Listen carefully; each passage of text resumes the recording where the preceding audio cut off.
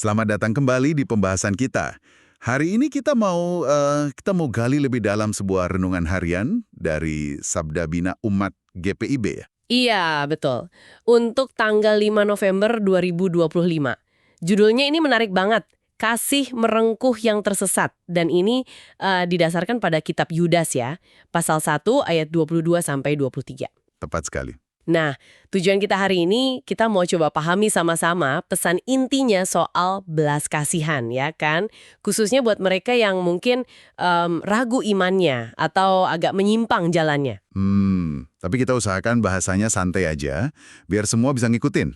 Gitu, nggak perlu jadi ahli teologi dulu lah buat nangkep pesannya. Setuju, setuju? Bikin ini jadi obrolan yang relevan buat kehidupan sehari-hari.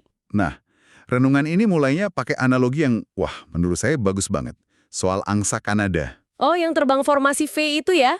Kalau ada satu angsa sakit atau terluka, sampai nggak bisa ikut terbang lagi, dia nggak ditinggal sendirian loh. Oh iya, gimana itu? Jadi, katanya ada beberapa angsa lain yang bakal nemenin dia turun. Dijagain, ditungguin, sampai sembuh, atau ya, sampai akhir hidupnya. Wah, luar biasa ya.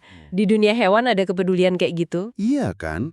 Baru mereka nyusul kawanannya lagi. Ini gambaran kepedulian sama kesetiaan yang dalam banget maknanya. Benar sekali. Dan gambaran alamiah ini jadi semacam jembatan ya, jembatan yang efektif banget buat masuk ke inti pesan Yudas 1:22-23 tadi. Jadi nyambung ke ayatnya langsung ya? Iya, analogi itu kayak nyiapin kita buat dengar perintah di ayat 22. Tunjukkanlah belas kasihan kepada mereka yang ragu-ragu. Jelas banget kan? Jelas. Tunjukkan belas kasihan. Bukan penghakiman ya berarti? Bukan. Justru empati dan kepedulian pada keraguan mereka. Terus ayat 23 itu, nah ini nambah lapisan lagi nih, ada dua sisi. Gimana tuh maksudnya? Pertama, ada perintah yang keras, selamatkanlah mereka dengan jalan merampas mereka dari api. Ini merampas dari api, kedengarannya genting ya. Iya. Kayak ada bahaya besar gitu ya, mendesak. Betul. Menunjukkan ada konsekuensi serius dari kesesatan itu, jadi perlu tindakan penyelamatan segera. Ya. Tapi, nah ini menariknya, Di sisi lain. ada sisi lainnya. Ada. Untuk kelompok yang lain, kita diminta tunjukkan belas kasihan juga. Tapi disertai ketakutan. Sambil, ini penting, sambil membenci pakaian mereka yang dicemarkan oleh keinginan-keinginan dosa. Oh ini agak rumit nih. Belas kasihan tapi disertai ketakutan. Terus benci pakaiannya maksudnya gimana? Ya, ini sering ditafsirkan sebagai keseimbangan. Kasihilah orangnya, pribadinya, tapi jangan pernah kompromi sama perbuatan dosanya. Benci dosanya, bukan orangnya. Gitu kira-kira. Oke. Jadi ada urgensi menyelamatkan, tapi juga harus tetap tegas soal dosa, sambil tetap berbelas kasihan. Gimana ya caranya imbanginnya dalam praktek sehari-hari? Kadang kan susah tuh. Nah, itu dia pertanyaannya. Renungan ini kayaknya ngarahin kita ke peran Roh Kudus. Ada istilah penata layanan Roh Kudus. Penata layanan Roh Kudus maksudnya? Ya, sederhananya cara Roh Kudus bekerja dalam kita, membimbing kita. Nah, Roh Kudus inilah yang memampukan kasih itu jadi dominan dalam cara kita mendekati orang lain.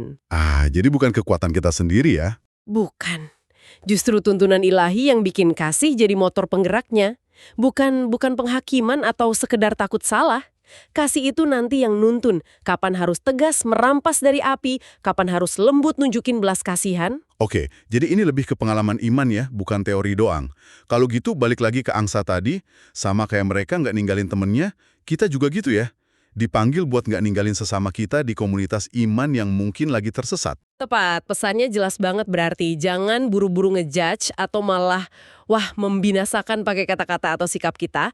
Malah sebaliknya ya, rangkul, nasihati, tolong. Tujuannya biar mereka balik lagi ke Tuhan. Benar, renungan ini bahkan nanya gini, kenapa ya kita seringkali lebih cepat menghakimi kesalahan orang lain? Aduh, ini nusuk juga sih pertanyaannya. Iya, nusuk tapi relevan banget kan. Yang ditekankan itu pergeseran fokus dari mentalitas menghakimi ke mentalitas pemulihan. Pemulihan ya, bukan penghakiman. Iya, tapi bukan berarti kita jadi cuek sama kesalahan ya. Sama sekali bukan. Fokusnya itu pada tindakan aktif, mencari dan merengkuh yang hilang itu. Aktif ya, jadi bukan nunggu aja. Bukan pasif nunggu mereka sadar sendiri, tapi kita yang inisiatif, didorong sama kasih tadi.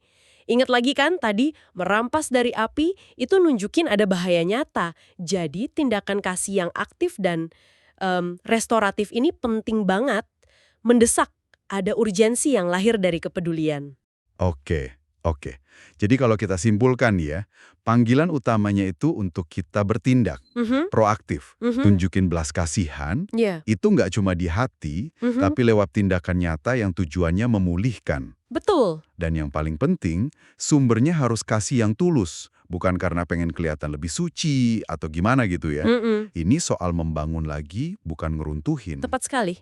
Kasih yang aktif, yang berani, yang tujuannya memulihkan. Bukan cuma perasaan, tapi komitmen untuk bertindak. Nah, sebagai penutup nih ya, Ya, gimana? Renungan ini kan ngajak kita supaya kasih itu jadi nada dasar kita ya, pas berinteraksi sama orang yang kita anggap menyimpang atau tersesat. Coba deh direnungin sebentar. Di lingkungan Anda sendiri, sekecil apapun itu, kira-kira tindakan nyata apa ya yang bisa Anda lakukan minggu ini untuk mencoba merengkuh seseorang? Mungkin mengganti refleks awal yang pengennya menilai atau ngeritik, jadi satu langkah kecil belas kasihan yang tulus gitu. satu langkah kecil aja ya. Iya, satu langkah aja. Kira-kira apa ya satu langkah itu buat Anda? Itu mungkin jadi bahan perenungan yang bagus.